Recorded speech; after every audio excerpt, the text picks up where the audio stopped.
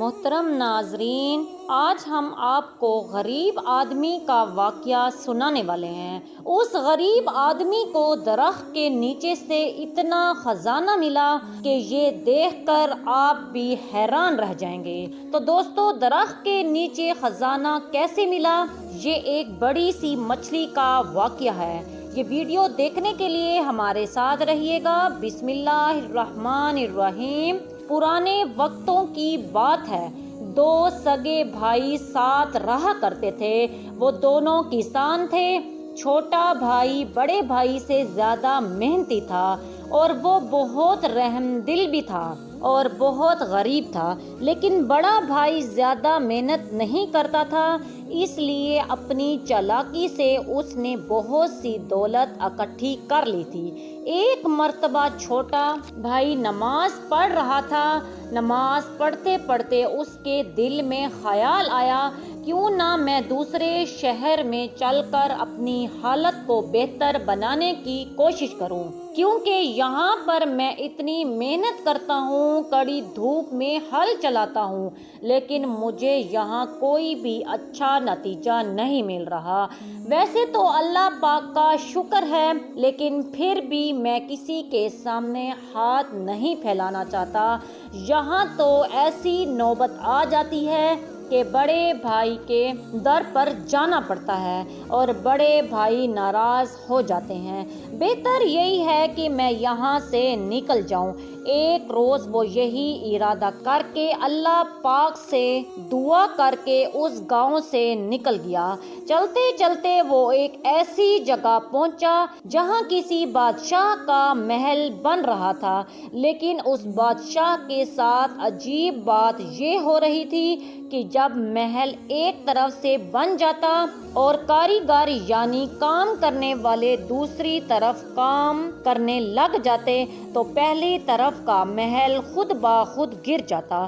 یہ عجیب منظر دیکھ کر کچھ دیر وہیں کھڑا ہو گیا۔ اتنے میں بادشاہ کی سواری وہاں سے گزری۔ بادشاہ نے ایک عام سے کپڑے پہنے ہوئے آدمی کو اس طرح محل کی طرف دیکھتے ہوئے پایا تو اپنے ساتھیوں سے کہا کہ ہمیں اس شخص کے پاس لے چلو، آخر یہ کیا دیکھ رہا ہے؟ بادشاہ نے اس سے کہا، تم کون ہو، کہاں سے آئے ہو اور کہاں جا رہے ہو؟ یہاں اجنبی ہو، پہلے کبھی میں نے تمہیں اس شہر میں نہیں دیکھا۔ اس غریب آدمی نے کہا، حضور میں بہت غریب آدمی ہوں، قسمت کو آزمانے کے لیے کسی دوسرے شہر جا رہا ہوں۔ اس پر بادشاہ نے کہا، جب تم اپنی مراد کو پہنچ جاؤ تو مجھے ضرور یاد رکھنا اور کسی سے اس بات کی وجہ معلوم کر کے مجھے ضرور بتانا کہ میرا محل اس طرح بننے کے بعد آدھا کیوں گر جاتا ہے۔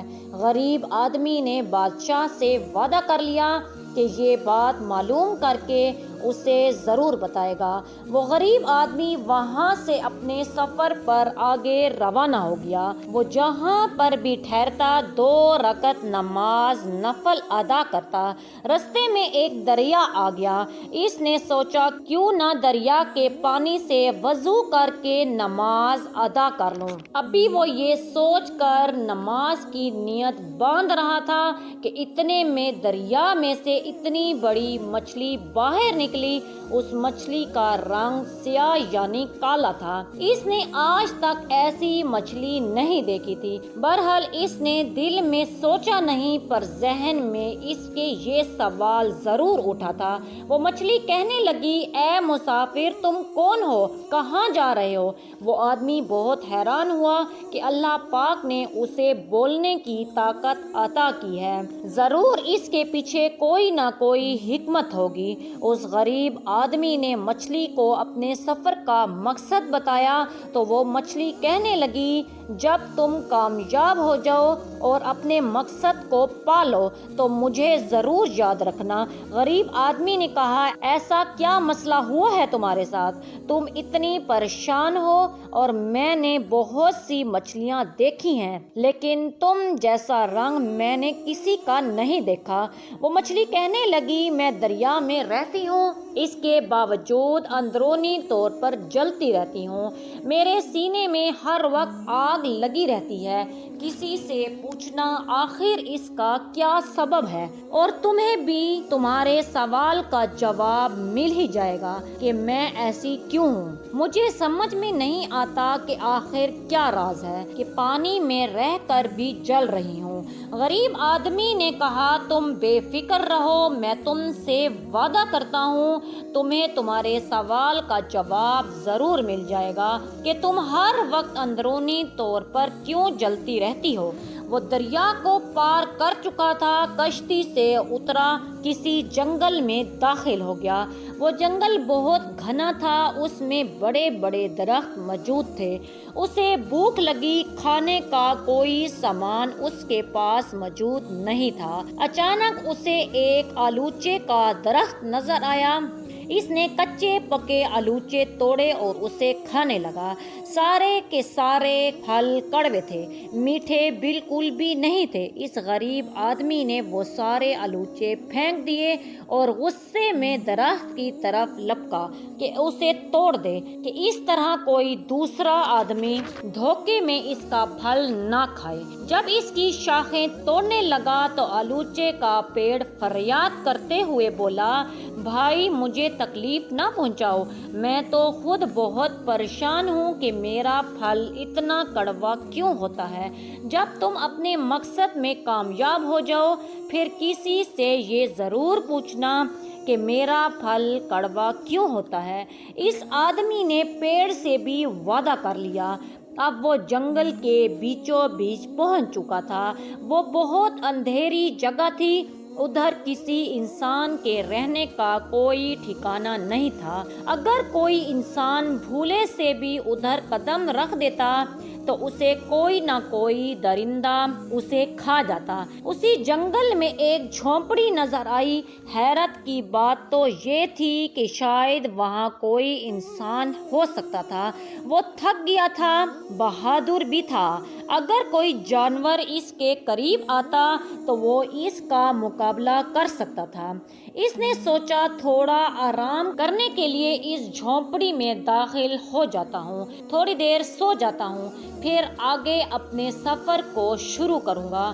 جب وہ جھونپڑی کے اندر داخل ہوا تو اس نے دیکھا وہاں ایک بہت بوڑھا فقیر گہری نیند میں سو رہا ہے، اس انداز میں کہ اللہ پاک کا ذکر بھی ہو رہا ہے اور سو بھی رہا ہے۔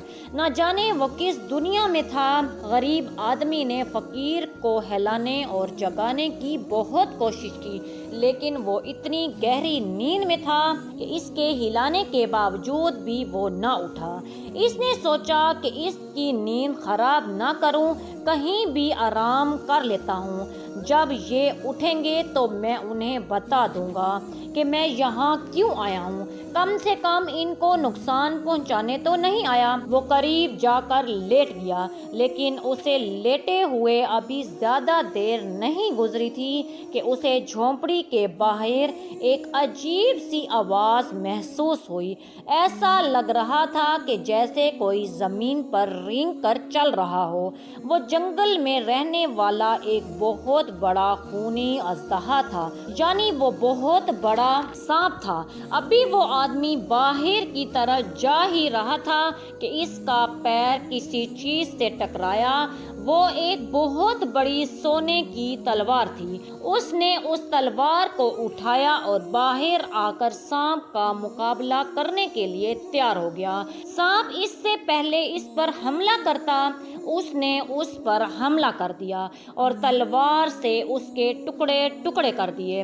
اسے مار کر وہ فتح یابی کے ساتھ جھونپڑی کے اندر واپس آیا تو دیکھا فقیر جو ابھی کچھ دیر پہلے سو رہا تھا اب وہ جاگ گیا ہے۔ فقیر نے اس سے آنے کا مقصد پوچھا، بیٹا تم کون ہو، کہاں سے آئے ہو؟ اس نے کہا، آپ کی جھونپڑی میں کچھ دیر آرام کرنے آیا تھا۔ اگر میری وجہ سے آپ کی نیند میں خلل پیدا ہوئی ہے تو میں معذرت چاہتا ہوں، آپ کی اجازت کے بغیر میں آپ کی جھونپڑی میں داخل ہو گیا تھا، اب میں چلتا ہوں۔ اس فقیر نے کہا، بیٹا تمہاری وجہ سے میری نیند خراب نہیں ہوئی، بلکہ تمہاری وجہ سے ہم گہری نیند سے جاگے ہیں۔ اس کا راز یہ ہے کہ ہم 12 سال تک سوتے رہتے ہیں اور 12 سال تک جاگتے رہتے ہیں۔ تم نے آج وہ کارنامہ انجام دیا ہے جس کو کوئی بھی انسان اب تک نہیں کر سکا۔ تم نے ہماری تلوار سے اس سانپ کو مار دیا جس نے اب تک نہ جانے کتنے انسانوں کو زندہ نگل لیا۔ وہ خونی اژدہا ہم تک نہیں پہنچ سکتا تھا، پر تم نے جو کام کیا ہے وہ انسانیت کی بھلائی کے لیے کیا، اور میں تمہاری اس بات سے خوش ہو کر کہتا ہوں، تمہارا جو مقصد ہے اسے پانے کے لیے اب تمہیں شہر جانے کی کوئی ضرورت نہیں، بلکہ جو سوال اپنے ساتھ لے کر آئے ہو ان سوالوں کو ایک ایک کر کے بیان کرو۔ اس غریب آدمی نے کہا، میں تو رستے سے گزر رہا تھا کہ رستے میں بادشاہ کے محل کے پاس مجھے ایک عجیب نظارہ نظر آیا۔ میں نے دیکھا کہ بادشاہ کا محل تعمیر ہو رہا ہے، لیکن اس کا ایک حصہ بار بار گر جاتا ہے۔ فقیر نے کہا، بادشاہ کی ایک جوان بیٹی ہے جو شادی کے قابل ہو گئی ہے۔ جب تک بادشاہ اپنی بیٹی کی شادی نہیں کرے گا اس کا محل اسی طرح گرتا رہے گا۔ اس نے پوچھا، لیکن وہ اس کی شادی کیوں نہیں کر رہا؟ فقیر نے کہا، کیونکہ وہ چاہتا ہے کہ اس کی بیٹی کی شادی کسی امیر دولت مند شہزادے کے ساتھ ہو، اور اس کی بیٹی اللہ والی ہے، وہ چاہتی ہے کہ وہ کسی غریب سے شادی کرے، پر بادشاہ اس بات کے لیے تیار نہیں ہے۔ بس اس بادشاہ سے جا کر کہہ دو کہ اگر تم اپنی بیٹی کی شادی اس کی پسند سے کر دیتے ہو تو تمہارا محل جو بار بار گرتا جا رہا ہے وہ نہیں گرے گا۔ اس کے بعد اس نے مچھلی کا مسئلہ بیان کیا۔ فقیر نے کہا، مچھلی کو اللہ پاک نے دانش مندی کی دولت عطا کی ہے، مگر وہ خود غرض ہے، اسے اپنے سینے میں دبائے بیٹھی ہے۔ اس سے کہو کہ وہ اپنی عقل مندی سے دوسروں کو فائدہ پہنچائے۔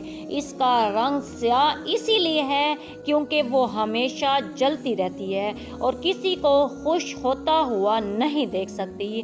دوسری بات یہ کہ اس کی زبان سے کبھی اللہ پاک کا ذکر جاری نہیں ہوا، نہ وہ کلمہ پڑھتی ہے نہ وہ درود پاک پڑھتی ہے، جبکہ اللہ پاک کی ہر مخلوق اللہ کا ذکر کرتی ہے اور وہ نہ جانے اللہ کا ذکر کرنے سے بچتی ہے۔ یہی وجہ ہے کہ اس کا رنگ عام مچھلیوں جیسا نہیں ہے۔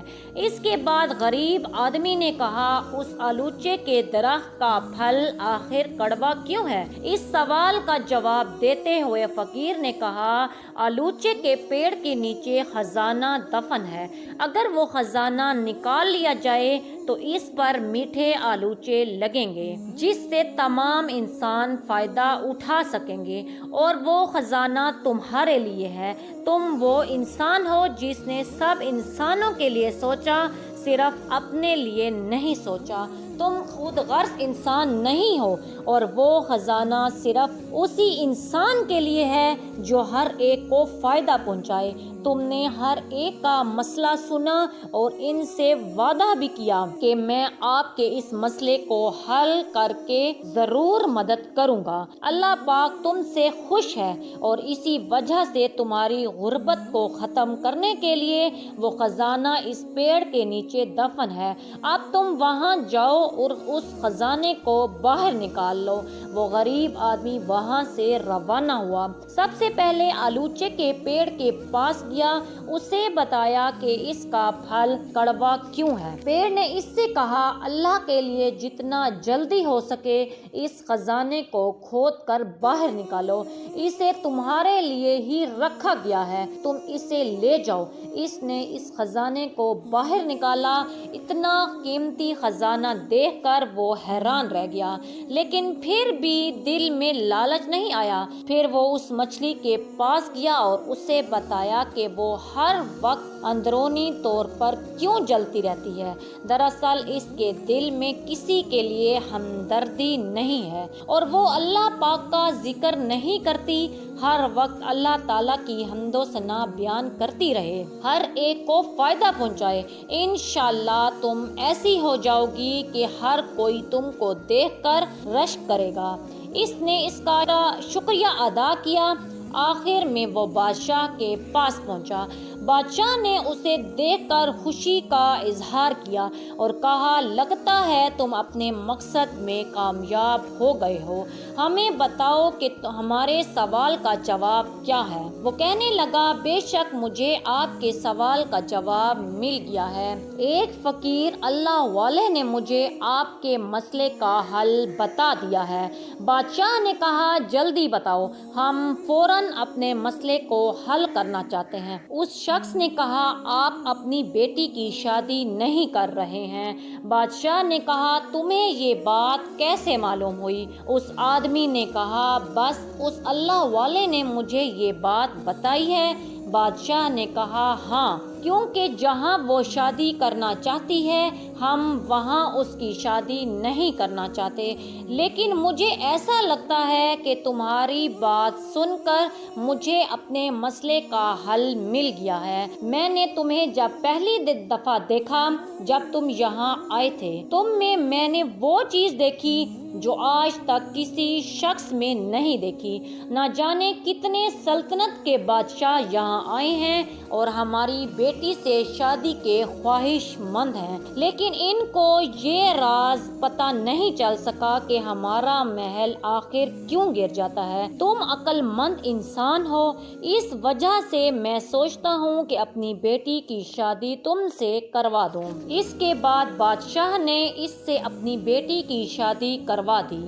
سبحان اللہ۔ محترم ناظرین، آج کی اس کہانی سے یہ معلوم ہوا کہ ہمیں بھی اللہ پاک کی تمام مخلوقات کی مدد کرنی چاہیے، چاہے وہ چرند پرند ہو، چاہے وہ انسان ہو، چاہے وہ ضرورت مند ہو، ہمیں ہر ضرورت مند کی مدد کرنی چاہیے، یہی سوچ کر کہ اللہ راضی ہوتا ہے اور اللہ رزق میں برکت عطا فرماتا ہے۔